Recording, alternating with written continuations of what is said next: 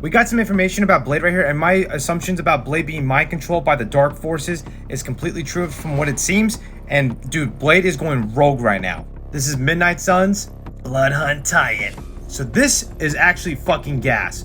I'm not gonna lie, this book should have came out before Blood Hunt issue 1 and right after the Blade series, at least in my opinion, because the information we got here is foretelling what happened to Blade. We start off in the book where Blade is walking to a church and it's on fire and it says a nightmare. That's what it is. A cold burning at the same time. Where am I? Nowhere. I'm dreaming. None of this is real. None of this is real. Then it looks like he wakes up to that same diner that he met with Hulk early in his Blade run.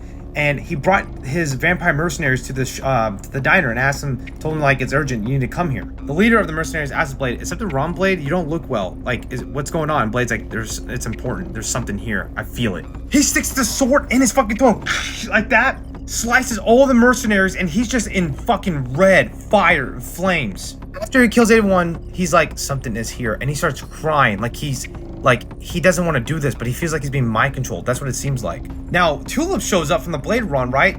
With Danny Ketch. And Danny Ketch, we haven't seen him since the Ghost Rider run. And he's like in Arizona shooting some bottle caps and shit. He's like, "You, Danny, I need to talk to you." So Tulip talks to Danny inside, right? And she tells him like, "Yeah, I need your help. Supposedly Blade is killing his mercenaries and for no reasoning. And I don't believe it, but if this is true, I need your help."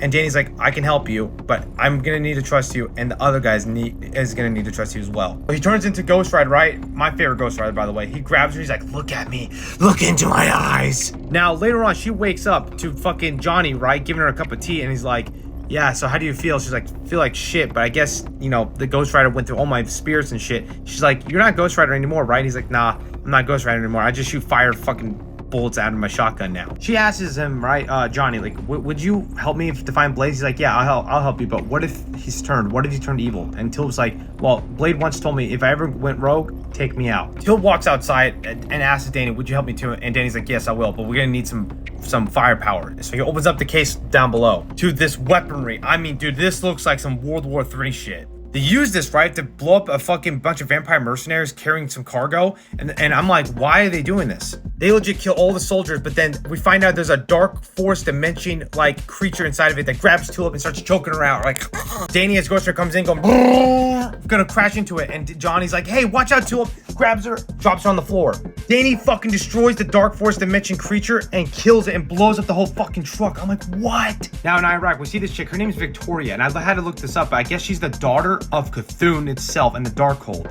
Now Victoria goes into this cave to save this guy that's being possessed by like the Cthulhu or like the Dark Force, whatever.